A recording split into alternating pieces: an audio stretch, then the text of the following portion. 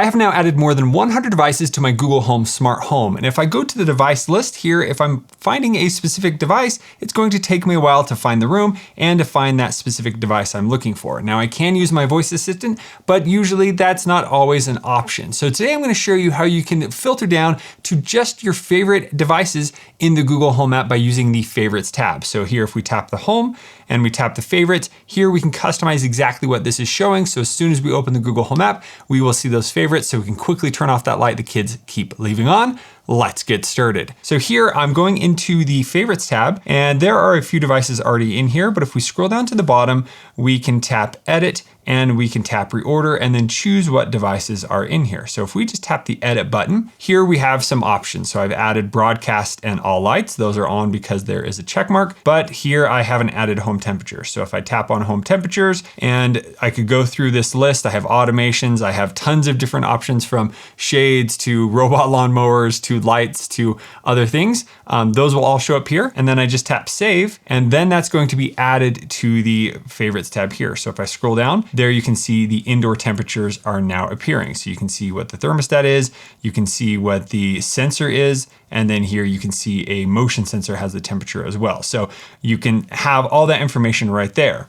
Here with the All Lights, if I tap that, it's going to turn off every light in the home, or I can hold down on some of these and it will take me into that section. So here on the lights, I can then go through and find lights that may be on that I might want to turn off. So very simple and easy to do. Now let's go ahead and sort this. So let's say we want to have our doorbell be at the top. So all I need to do is come over here to Reorder, and I just grab what I want to move up. So I'm gonna tap and hold, and you can see it gets a little bigger, and then I can slide it up to the top there, and I can tap Save. So there it is now at the top, and all these other ones at the bottom. So maybe you want your doorbell and like a light or something that's by the doorbell, you can quickly interact with those right there. So that's very nice to have. Now, another thing that's important to know is whenever you go into the Google Home app, it's going to jump to this Favorite tab. So kind of think of what do you want to see as soon as you open the app. So let's show you, if I go in here to my quick panels, you have the option to add home there. So I tap Home, it's going to jump right into the Home app, and there it has loaded up the Favorites tab. The cameras do take a second to load up, but there you can see I now have the cameras and everything else. So I'm gonna go in and edit this to add all the different types of devices there are, so we can see exactly how each one is going to interact when they are on the Edit tab. Now, one other thing I want to mention is the Favorites tab is account specific. So even though my wife and I are sharing one Google Home, if I adjust something, she still has her own favorites that she can adjust on her app, and I will have my own on mine. But my favorites will also appear over here on the Google TV that we'll check out in a bit. So that's all linked to the account the user has. It would be nice if there were multiple favorites tabs you could even do. So different devices could have different favorites, but each account will have their own favorite section. So let me add a bunch of devices to the Favorites tab. So I've gone through and selected all the devices I want. And then here at the very bottom, we do have the option to add the outdoor AQI as well as the outdoor weather. So I've tapped on those, and we're going to tap Save. And after a second, we will see all of those now populate. And you can see that we have a bunch of different devices right here. So it's nice right here. I have the on-air light. That's this light right there. And as soon as I tap that there, you can see it turns on and off. So without having to scroll through and find that light, it's right there on the homepage, easily accessible to turn off. So sometimes I'll have like a hallway light that's always on. I want to quickly turn off. That's going to be great for there. Now, the next thing I would do is usually go through and organize all of these, but how they are right now is a great way to kind of display what each of them are going to do. Now, I don't have every type of device in here, but this is a good amount of devices and how they're going to be interacting on the Favorites tab. So first up here at the top, we have the camera. So we have the option to turn off the camera right here. So that means it's no longer going to be recording anything. We can turn on the camera right there. And every time you do load up the Favorites tab, these are going to be a live view. So you can see it's live right there. We can tap on it and interact it. We can see a history of events and so on. So that's how cameras work. Here we have multiple cameras in there. Now this is actually the Nest Hub Max. So if I open that up, we still have all the same things, but because it is also a smart speaker, when we tap on there, we can tap on this little option right there, and it's going to show us more things about the Nest Hub Max if it's playing music or anything. So that's there.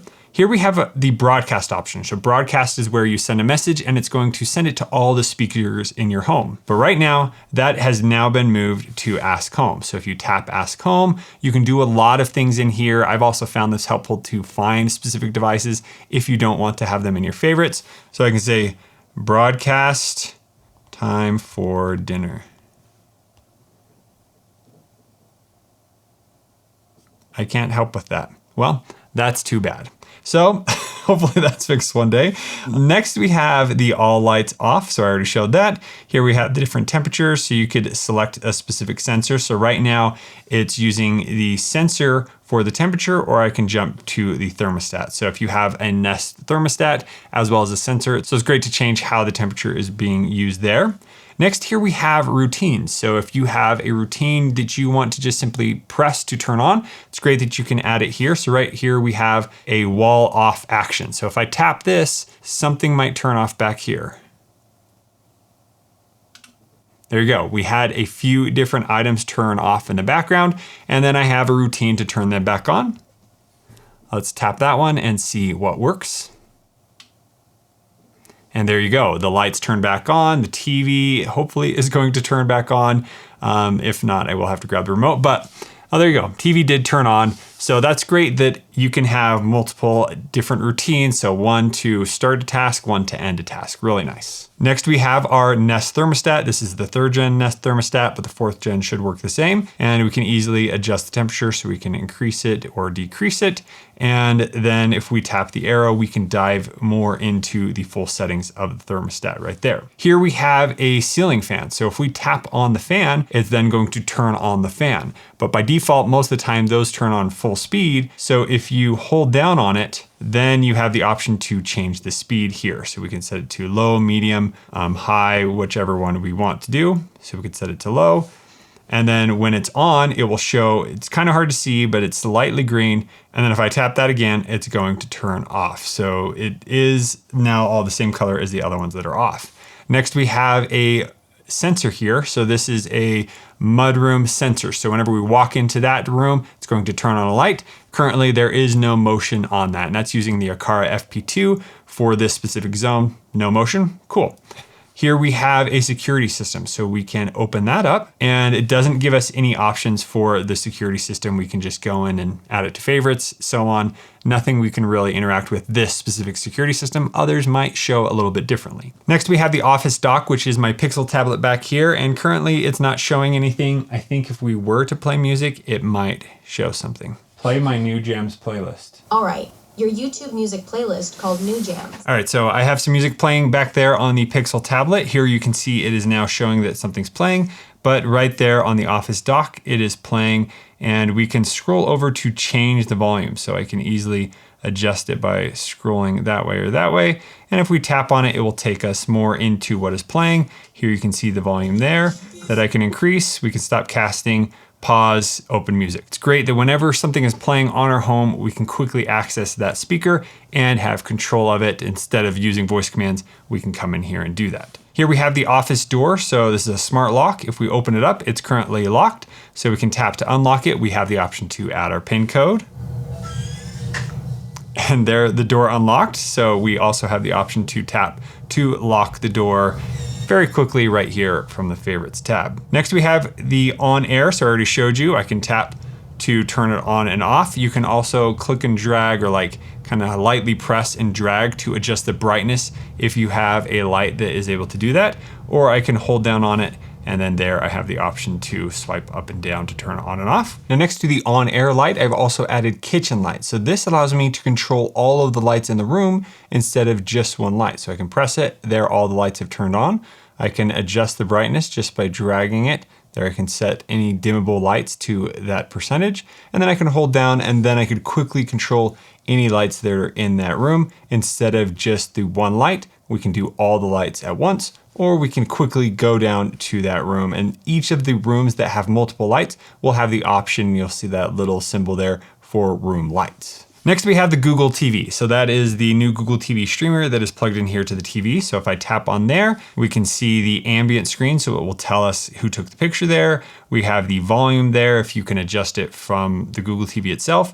We can open the remote or we can cast my screen. So I could actually mirror my phone right to there. You also have this button up here at the top, which is the remote. So if I tap on there, it then displays the full remote on my phone. So there we need to put in a pairing code, and now I have access to the TV. So I can swipe and go left, right, up, down, control everything, tap home, just like I would if I was using the full remote. And then here at the top, you can also go into the settings and adjust a few of the things like the ambient mode and audio, just all the settings that you have in there. And if you didn't know, the Google TV streamer has this really cool option called Find My Remote. So there you can play a sound, and there it's going to play on the remote. And here I have found that. So that's really cool. If you ever lose your remote, the Google TV streamer has that function built in. So then if something's playing, it will also show what is playing. We can pause it and we have controls there. Next, we have a Hue motion sensor. So right now there's currently no motion on the Hue motion sensor. It does show a temperature, so you can integrate these things into routines. So let's see what happens if I walk in front of the sensor if it detects motion. And there you go, motion was detected. Right now, motion sensors are taking a little extra time, but they do work here in the Google Home app. So then we have the office wall. So this is a smart blind. So if I tap on that, it's then going to close it or open it depending on the state of the blind itself. So here we go. We have my blind coming down right now, and that is great. And if I want to change the actual length of it right on here, let's let it open up all the way. There we go. All right, now that that is fully open, the other option is we can actually drag on here to change its percentage. So here you can have how much percentage open it's going to be. So let's say we go to 15% open. So now it's going to go from its level to whatever 15% is right there. And maybe we wanted to go half. We can go all the way up to 53%.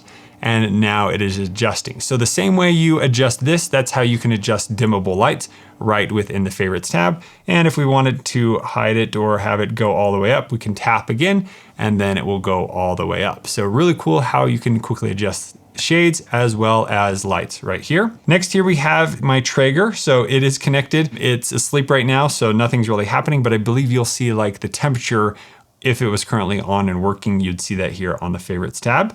Then here we have that outdoor AQI. So right now it's saying that it's 39 and there's no interaction with that. It's just telling you what it is. And that's the same. Oh, that's a little different score than it's showing here. Here it's showing 15, over here 39.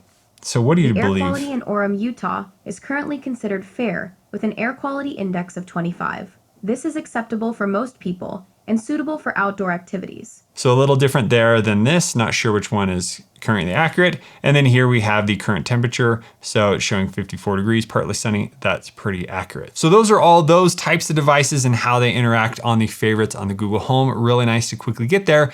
Let me show you another way in which you can add something to favorites. So let's say there is a light that I want to add to favorites. So here I found the garage lights, and this is just in the main devices tab.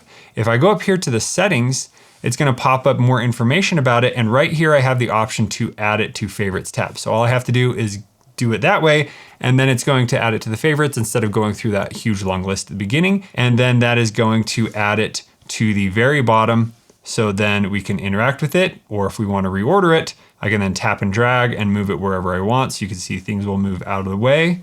If I want to move things down, you can do that. It moves everything up. And let's say I want to have this camera, but I don't want it up there at the top. I can move it down here to the very bottom. And then when I'm all done, I can tap save. And now I have my favorites ready to be used for whenever I want to interact with them. And here on the Google TV, I can just hold down the home button. And then here on the side, you can see that we have the Google Home. You can also set this to your favorites. But then all the favorites that we added in the app are going to show up here as well. So we do have the quick controls for cameras, lighting, and climate. But down here now you can see the same order that we had on the phone. It is showing the front porch there. Here we have the different routines, the fans, and so on, being able to control the temperature and all of that. And you can do this all while you're still watching your TV in the background. So I hope this was helpful in learning more about how you can quickly get to the devices you want in the Google Home app. If you do have any further questions about how any of this works, please let me know down in the comments below, and we'll be doing more Google Home videos about how to really utilize everything your Google Home can do in future videos. If you're just getting started, I have a bunch of Google Home videos right here. Thanks so much for watching. We'll see you on the next one.